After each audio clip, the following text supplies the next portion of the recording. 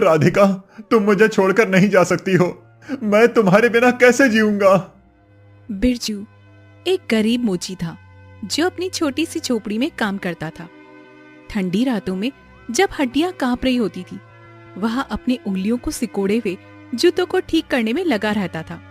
राधिका जो उसकी पत्नी थी और उसकी बेटी खुशी दोनों ठंड से सिकुड़ती, लेकिन बिरजू ने कभी भी अपनी तकलीफों का जिक्र नहीं किया। सुबह का समय बिरजू अपनी झोपड़ी से बाहर निकलता है। हाथ में कुछ बने हुए चप्पल और एक पुराना थैला पकड़े वह धीरे धीरे बाजार की ओर बढ़ता है।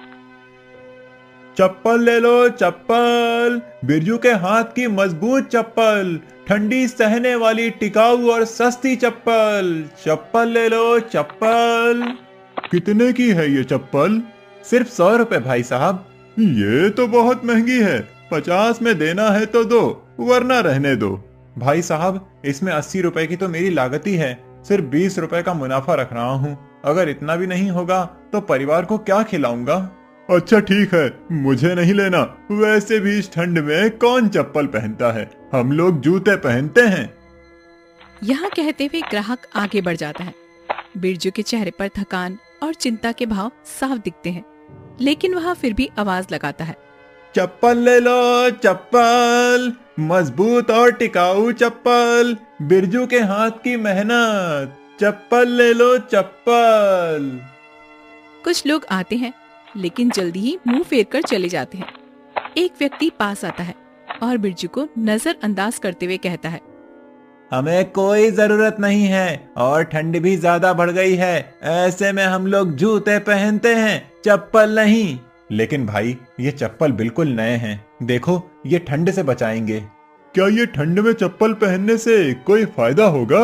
ठंड तो फिर भी उंगलियों में लगेगी, इसीलिए हम सबको चप्पल नहीं चाहिए। ठीक है, कोई बात नहीं। फिर बिरजू अपने हाथ में चप्पल पकड़कर मायूस मन से घर लौटता है। कल फिर से कोशिश करूंगा। उम्मीद पर दुनिया कायम है। क्या हुआ जी, कुछ लेकर नहीं आए हो? आज भी खाली हाथ ही क्यों लौट आए? आज एक भी चप्पल नहीं बिका क्या? हुआ तो कुछ नहीं, बस कोई नहीं रुका। ठंड इतनी बढ़ गई थी कि लोग जल्दी जल्दी घर लौट गए। एक भी चप्पल नहीं बिकी। अब क्या करेंगे? घर में राशन भी खत्म हो गई है। कल फिर से कोशिश करूंगा।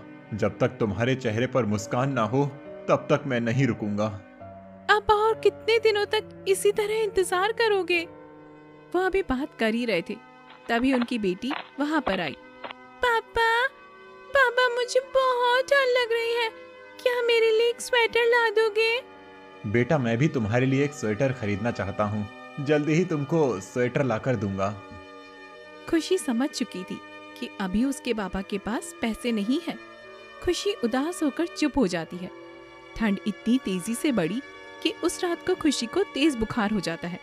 राधिका घबराकर बिरजू को आवाज देती है, बिरजू, सुनिए जी, कुछ जल्दी करो, खुशी की तबीयत बहुत बिगड़ रही है। बिरजू घबरा जाता है और तुरंत अपनी झोपड़ी से बाहर निकलता है।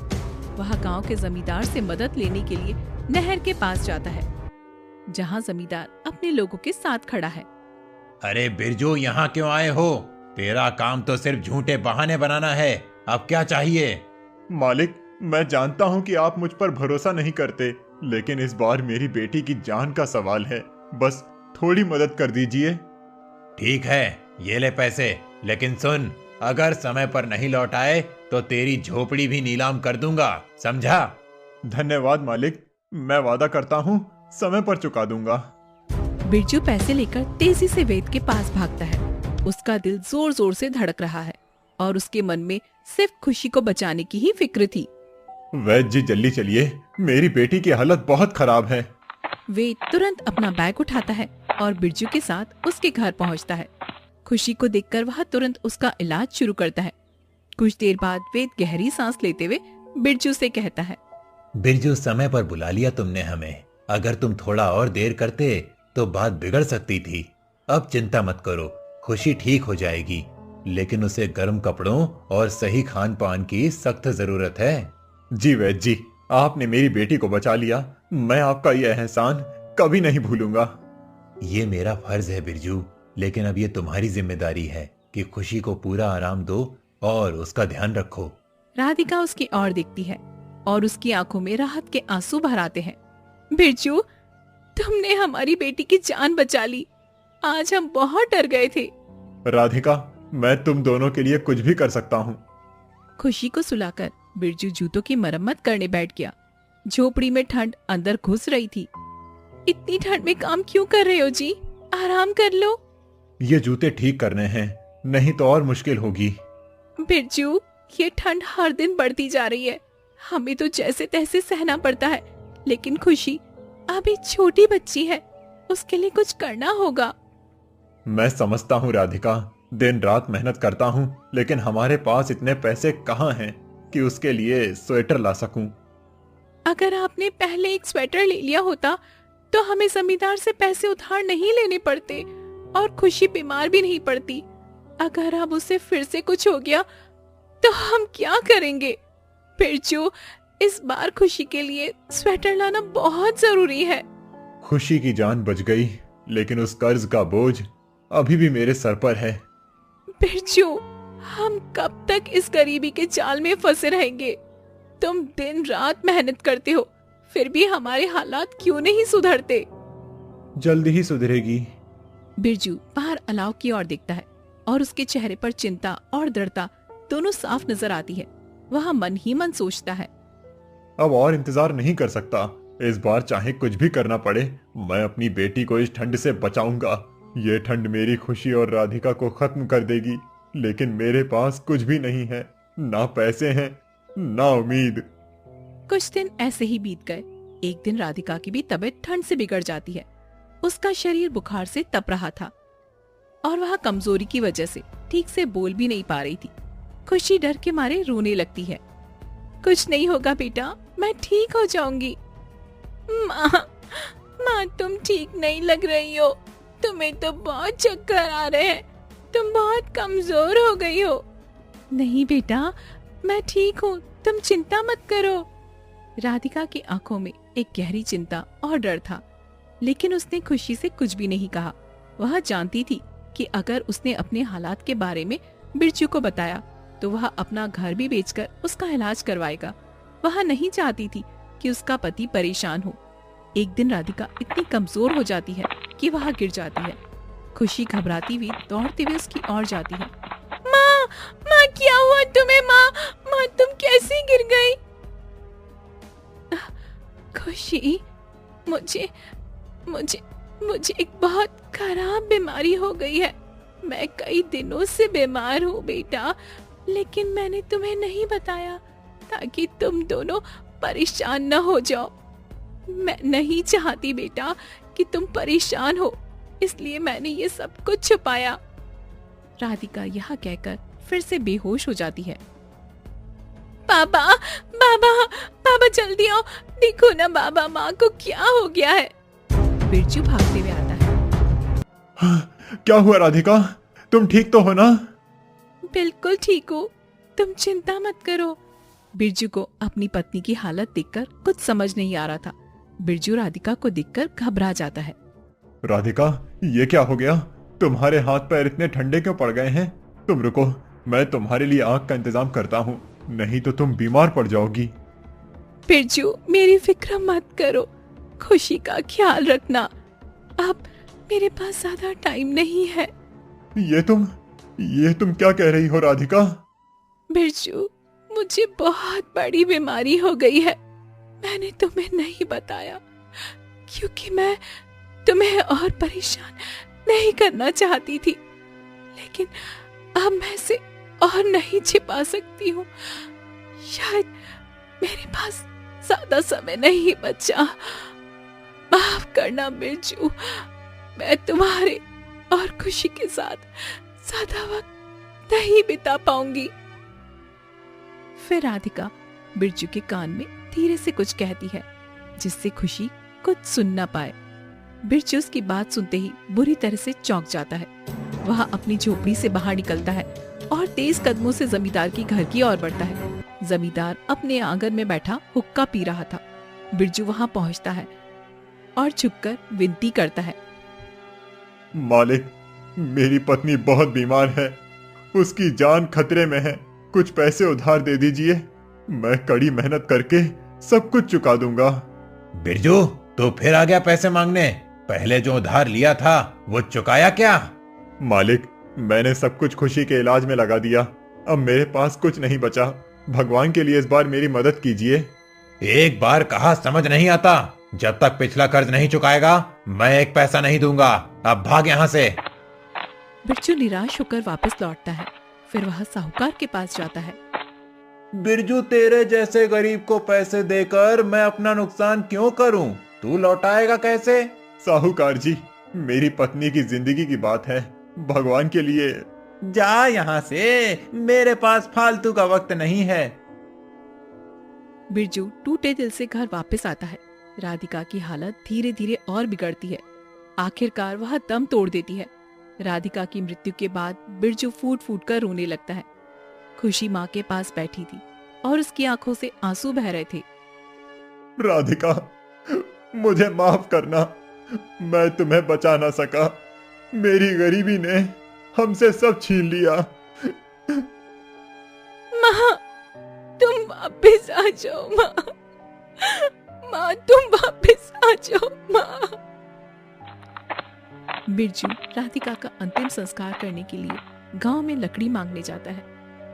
लोग उसकी गरीबी को समझते हुए उसे लकड़ी दे देते हैं, लेकिन जलाने के लिए कोई उसकी मदद करने को तैयार नहीं होता। बिरजू, तू नीच जात का है, तेरी मदद कोई नहीं करेगा, तू खुद ही कर। बिरजू सिर झुकाकर अकेले अपनी पत्नी का शव अपनी पीठ पर लादता है। खुशी उसके साथ चल रही थी और वे दोनों मिलकर राधिका का अंतिम संस्कार करने के लिए जंगल की ओर बढ़ते हैं। अंतिम संस्कार के बाद बिरजू अपनी बेटी को लेकर घर लौटता है। उसकी आंखों में दर्द और थकान साफ झलकती है। घर में प्रवेश करते ही वह फूट फूट कर रोने लगता है। राधिका, तुम मुझे छोड़कर चली गई, मैं अकेला हो गया, अब किसके लिए जीऊं? खुशी चुपचाप बिरजू के पास आकर गले लग जाती है। बिरजू का दिल टूट चुका था। राधिका की मौत के बाद वह गहरे शोक में डूबा था। एक दिन ठंडी हवा और अकेलेपन से परेशान होकर वह जंगल की ओर चला गया। वहां शांति और ठंडक थी, लेकिन उसके दिल में सूनापन था। उसे महसूस हुआ जैसे राधिका अब भी उसके पास हो। उसकी यादें हमेशा उसके साथ थीं। वह आसमान में उड़ते पक्षियों को देखता है। तभी एक पक्षी उसकी नजरों के सामने से उड़ता हुआ नीचे गिरता है। बिरजू जल्दी से उस पक्षी के पास जाता है और उसे उठाता है। वह पक्षी अब भी संघर्ष कर रहा था, लेकिन उसका एक पंख टूट चुका था। बिरजू उसे ध्यान से देखता है। ये पंछी जो इतनी मुश्किलों के बावजूद उड़ने की कोशिश कर सकता है, तो मैं क्यों नहीं कर सकता? मुझे इस ठंड और अकेलेपन से बाहर निकलना होगा। मुझे अपनी बेटी के लिए कुछ करना होगा। पत्नी को खो दिया, पुत्री को नहीं खो सकता। बिरजू जंगल से वापस गांव की ओर चल रहा था। उसकी आंखों में विचारों की एक लहर थी। वह रास्ते में एक पुराने खंडर के पास पहुंचता है। उसे देखकर उसके मन में सवाल उठता है। ये क्या है? पुराना खंडहर, लेकिन शायद इसमें कुछ हो सकता है। इसे नया रूप दिया जा सकता है। एक ठिकाना, एक सुरक्षित घर, जहां मैं और मेरी बेटी ठंड से बच सकें। वह खंडर के पास जाकर दीवारों और छत को ध्यान से देखता है। ये खंडहर जब हमारा ठिकाना बनेगा, मैं इसे सुरक्षित घर में बदल दूंगा। मिट्टी से मजबूत दीवारें बनाऊंगा, लकड़ी से छत ठीक करूंगा और ठंड से बचने के लिए इसे कपास से भर दूंगा। चाहे जितने दिन रात लगे, मैं इसे पूरा करके ही रहूंगा। बिरजू खंडर को देखकर दृढ़ निश्चय कर चुका था।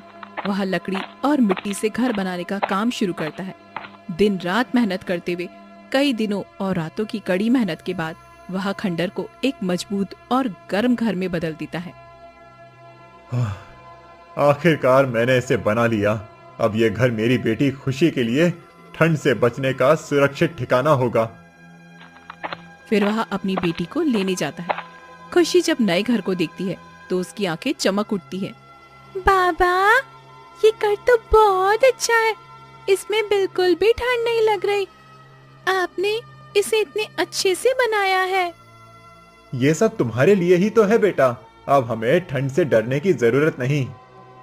कुछ दिन बाद अचानक गांव में भारी बर्फबारी होने लगती है। सर्दी का प्रकोप इतना बढ़ जाता है कि गांव वाले अपने घरों में ठंड से ठुठरने लगते हैं। छत पर बर्फ की ढेर लग जाती है। ऐसी ठंड हमने पहले कभी नहीं देखी। अब क्या करें, हमारे घर हमें बचा नहीं पा रहे हैं। अगर ये ठंड और बढ़ गई तो हम सब खत्म हो जाएंगे। कुछ करना होगा वरना बचना मुश्किल है। इसी बीच बिरजू, जो उनकी बातें सुन रहा था, आगे बढ़कर कहता है, आप सब मेरे घर चलिए। मैंने ठंड से बचने के लिए एक मजबूत घर बनाया है। वहाँ आपको ठंड नहीं लगेगी। तुम्हारा घर? लेकिन तुम तो एक झोपड़ी में रहते हो। उसमें इतनी ठंड में कोई कैसे बचेगा? नहीं, मैं झोपड़ी में नहीं, गांव के बाहर के खंडहर में रहता हूँ। मैंने उसी खंडहर को अपने हाथों से नया घर बनाया है। खंडहर को? वो तो पहले से ही टूट फूट चुका था। उसमें इतनी ठंड में कोई कैसे बच सकता है? ये सच है कि पहले वो खंडहर था, लेकिन मैंने उसे ऐसा घर बनाया है जो ठंड को अंदर आने ही नहीं देता। मैंने लकड़ी, मिट्टी और कपास का इस्तेमाल करके उसे गर्म और सुरक्षित बना दिया है। आप सब एक बार मेरे साथ चलकर देखिए, वहाँ आप सबको राहत मिलेगी। गांव वाले संकोच करते हैं, लेकिन बिरजू के कहने पर उसके घर जाते हैं। जैसे ही वे घर में प्रवेश करते हैं, उन्हें गर्माहट महसूस होती है। वाह, ये तो सचमुच गर्म है। हमें तो यकीन ही नहीं हो रहा कि ये खंडहर भी ऐसा घर बन सकता है। बिरजू, तुमने ये कैसे किया? ये घर तो किसी महल से कम नहीं लग रहा। ये तो मेहनत और सोचने का नतीजा है। मैंने ठंड से लड़ने के लिए ये घर बनाया है। अभी आप सबका भी है। तुमने हमारी जान बचा ली बिरजू। तुम सच में एक महान इंसान हो। यही बात धीरे धीरे महल तक चली जाती है। महल के दरबार में एक सैनिक मंत्री से बात करता है। मंत्री जी, आपको जानकर आश्चर्य होगा, महल में इतनी ठंड लगती है, लेकिन हमारे गांव में इतनी बर्फबारी होने के बावजूद एक भी व्यक्ति को ठंड नहीं लगती। क्या? ऐसा कैसे हो सकता है? जी हाँ मंत्री जी, हमारे गांव में एक आदमी है बिरजू। उसने अपने घर को इस तरह से बनाया है कि उसमें ठंडी बिल्कुल नहीं लगती। बर्फबारी के बावजूद हमारे बच्चों को उसके घर में आराम से सोने का मौका मिलता है। बिरजू, ऐसा क्या खास है उस आदमी में? वो सिर्फ एक साधारण आदमी है, लेकिन उसकी मेहनत और समझदारी ने हमारे गांव को ठंड से बचा लिया। अगर आप चाहें तो मैं आपको उसका घर दिखा सकता हूँ। ये बात सचमुच दिलचस्प है। मैं खुद देखना चाहूंगा। चलो, मुझे उसके घर ले चलो। मंत्री सैनिक के साथ गांव की ओर चल पड़ता है। गांव पहुंचकर मंत्री एक ग्रामीण से बिरजू के घर के बारे में पूछता है। क्या तुम जानते हो बिरजू का घर कहाँ है? जी हाँ मंत्री जी, वही खंडहर जिसे आप देख रहे हैं, वो बिरजू का घर है। मंत्री खंडहर की ओर बढ़ता है। जैसे ही वह घर के पास पहुंचता है, उसकी आंखें ठहर जाती हैं। टूटे फूटे घर को देखकर वह हैरान हो जाता है और गहरी सोच में पड़ जाता है। ये तो बस एक खंडहर जैसा लगता है, इसमें गर्मी कहाँ से आएगी? मंत्री घर के अंदर जाता है। बिरजू उसका स्वागत करता है। आपका स्वागत है मंत्री जी, कृपया अंदर आइए, आराम से बैठिए। मंत्री घर के अंदर जाता है। अंदर का तापमान बिल्कुल आरामदायक था और उसे यकीन नहीं हो रहा था। ये कैसे हो सकता है? बाहर से तो ये खंडहर जैसा दिख रहा है, लेकिन अंदर आकर मुझे तो गर्मी का एहसास हो रहा है। ये तो अद्भुत है। आपने ये कैसे किया? ये सिर्फ मेरी मेहनत और सामग्री का नतीजा है। मैंने लकड़ी, मिट्टी और कपास का इस्तेमाल किया ताकि ठंड को बाहर रखा जा सके। ये घर बस मेरे लिए नहीं, बल्कि पूरे गांव के लिए एक सुरक्षित ठिकाना बन गया है। यह सचमुच अद्भुत है। मैं विश्वास नहीं कर पा रहा हूँ। अगर बाहर से यह खंडहर जैसा दिखता है, तो फिर अंदर से ऐसा गर्म कैसे हो सकता है? मंत्री घर से बाहर आता है और गांव के लोगों से इस घर के बारे में और भी पूछता है। यह घर इतना जर्जरित है, बिरजू और उसका परिवार यहाँ कब से रहता है? मंत्री जी, बिरजू की पत्नी ठंड के कारण 1 महीने पहले चल बसी। उसी के बाद से उसकी हालत और बिगड़ती चली गई। उसके पास रहने को कोई ठिकाना नहीं था, इसीलिए उसने इस खंडहर को अपने हाथों से घर में बदल लिया। बिरजू ने खुद मेहनत करके इस खंडहर को ऐसा बनाया है कि अब ये ना सिर्फ उसके परिवार बल्कि हमारे लिए भी एक सहारा है। जब बर्फबारी होती है तो हम सब इसी घर में जमा होकर ठंड से बचते हैं। मंत्री जी, ये घर भले ही पुराना है लेकिन बिरजू का दिल बहुत बड़ा है। जब भी किसी को जरूरत होती है वो अपना घर दूसरों के लिए खोल देता है। अब ये जगह पूरे गांव के लिए किसी वरदान से कम नहीं है। मंत्री ग्रामीणों से विदा लेता है और महल की ओर लौटता है। महल में राजा से मिलने के बाद मंत्री राजा को सारी बातें बताता है। महाराज, गांव के गरीब मोची बिरजू ने अपनी मेहनत और सूझबूझ से ऐसा घर बनाया है जो ठंड में भी गर्म रहता है। ये बर्फबारी और ठंड से बचने का अनोखा उपाय है। क्या एक मोची ने ऐसा कर दिखाया जो हमारे कारीगर नहीं कर सके? उसे तुरंत महल में बुलाया जाए। बिरजू को महल बुलवाया जाता है। वह घबराते हुए राजा के सामने खड़ा होता है। तुम्हारा नाम बिरजू है? जी महाराज। मुझे तुम्हारे घर के बारे में बताया गया। क्या यह सच है कि तुमने खंडहर को ऐसा घर बना दिया है जो ठंड से बचाता है? जी महाराज, ये सच है। मैंने अपनी बेटी और खुद को ठंड से बचाने के लिए ये घर बनाया है। मेरी पत्नी ठंड की वजह से चल बसी, लेकिन मैंने ठान लिया था कि अपनी बेटी और गांव वालों को इस दुख से बचाऊंगा। तुमने सचमुच ऐसा कर दिखाया जो हम सब के लिए मिसाल है। तुम्हारी मेहनत ने न केवल तुम्हारी बेटी को सुरक्षित किया बल्कि पूरे गांव को प्रेरणा दी। अब तुम्हें हमारी मदद करनी चाहिए। महाराज, मैं एक साधारण मोची हूँ। मैं आपकी क्या मदद कर सकता हूँ? तुम्हारी सूझबूझ और कड़ी मेहनत से गांव के हर व्यक्ति को ठंड से बचने के उपाय चाहिए। मैं तुम्हें महल में काम पर नियुक्त करता हूँ। तुम्हारा काम होगा कि ऐसा घर बनाओ ताकि कोई भी ठंड से ना मरे। तुम्हारा ये हुनर पूरे राज्य को लाभ पहुंचाएगा। ये मेरे लिए एक सम्मान की बात है। मैं अपना सब कुछ लगाकर ये काम करूंगा, लेकिन मेरी एक विनती है। क्या विनती है बिरजू? महाराज, मैं अपनी पत्नी राधिका को ठंड से नहीं बचा पाया। ये दर्द हमेशा मेरे दिल में रहेगा। मेरी इच्छा है कि मैं अपने काम से हर उस इंसान को ठंड से बचाऊं जो मेरी पत्नी की तरह तकलीफ झेल रहा है। तुम्हारी इच्छा पूरी होगी। तुम्हारी पत्नी के लिए यह सबसे बड़ी श्रद्धांजलि होगी। इसके बाद बिरजू महल में काम शुरू करता है। वह अपनी कला और अनुभव का उपयोग करके ठंड से बचाने वाले विशेष घरों का निर्माण करता है। महाराज, बिरजू ने महल और गांव के लिए ऐसे घरों का निर्माण किया है जिसमें ठंड का कोई असर नहीं होता। ये घर अब राज्य के हर कोने में मशहूर हो रहे हैं। लोग उसकी तारीफ करते नहीं थकते। बिरजू ने यह साबित कर दिया कि ईमानदारी और मेहनत से हर कठिनाई का हल निकाला जा सकता है। उसे राज्य का मुख्य निर्माण अधिकारी नियुक्त किया जाएगा। धीरे धीरे बिरजू राजा का विश्वास पात्र बन जाता है। उसके बनाए घर पूरे राज्य में प्रसिद्ध हो जाते हैं और वह राज्य के विकास में बड़ा योगदान देता है। एक दिन राजा बिरजू को बुलाकर कहते हैं, बिरजू, तुमने अपने काम से लोगों का जीवन बदल दिया। तुम न केवल हमारे राज्य के लिए एक काबिल व्यक्ति हो बल्कि एक प्रेरणा भी हो। तुम्हारी इस लगन को हम कभी नहीं भूल सकते। महाराज, ये सब आपकी कृपा और विश्वास का परिणाम है। मैं अपनी पूरी मेहनत और ईमानदारी से यह काम करूंगा। जब बिरजू महाराज को धन्यवाद करके अपने घर लौट रहा था, रास्ते में उसे वही जमींदार दिखाई देता है जिससे कि बिरजू ने पहले एक बार कर्ज लिया था।